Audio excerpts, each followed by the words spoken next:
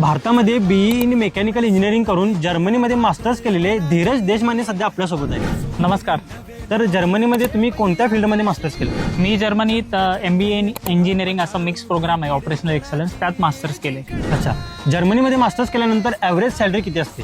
साधारणतः 3.5 ते 5 lakh per month आपण एक्सपेक्ट करू शकतो, डिपेंड ऑन प्रोफाईल. जर्मनीमध्ये मास्टर्स करण्यासाठी जर्मन लँग्वेज कंपल्सरी आहे का?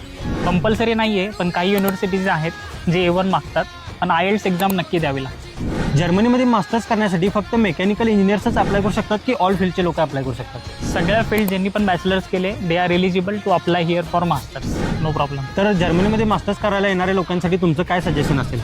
सर्वात मोठं सजेशन हेच आहे की जास्तीत जास्त जर्मन लँग्वेज शिकून या, तुमचे जे पण फील्ड आहे त्याचे स्किल्स डेव्हलप करा, तुमच्यासाठी जॉब्स नक्कीच आहेत. तुम्ही जर्मनीमध्ये किती वर्ष आहे आणि आता तुमची जॉब पोझिशन काय आहे हे सुद्धा एकदा सांगा.